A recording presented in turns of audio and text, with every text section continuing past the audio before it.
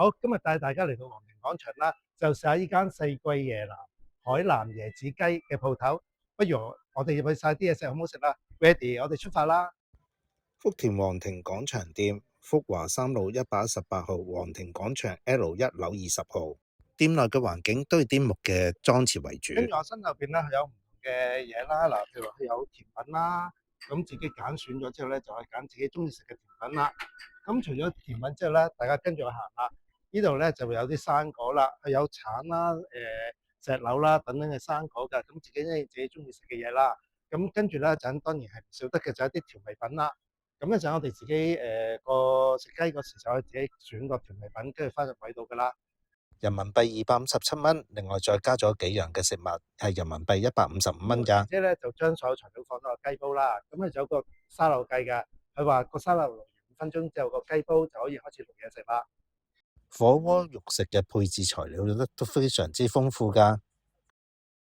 好啦，咁呢度咧佢就講明啦，呢個椰子雞煲咧係全部唔落水嘅，咁所以咧我而家就試下佢嗰個椰子嗰個湯水嗰個味道先嚇。哇，冇落水嘅情況之下，好清甜啊！嗱，因為呢個佢係一個新鮮雞嘅雞煲啦，咁啊洗個雞先。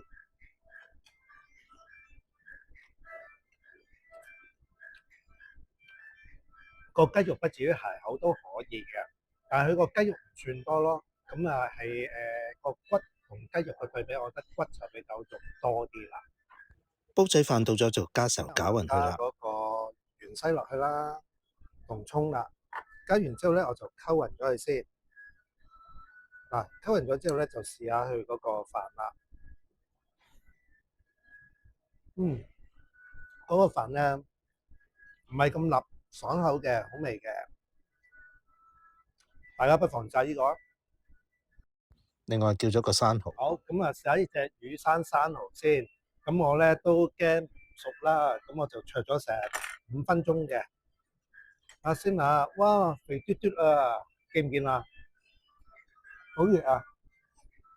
哇，個肉質好嫩口，好鮮味，即係名副其實嘅雨山生蠔啊！我今日帶大家嚟到皇庭廣場啦，四季椰林嘅椰子雞煲。咁呢度嘅環境咧就好舒服嘅，同埋環境咧都以啲木嘅裝飾為主嘅。大家放假嘅時候有時間，不妨嚟試下隻雞煲啊！如果大家中意今次我介紹，可以個 like 我，訂閱我嘅頻道啊！嚟緊我會帶大家去唔同地方試唔同嘅美食。今日介紹就差唔多啦，我哋下次再見啦，拜拜。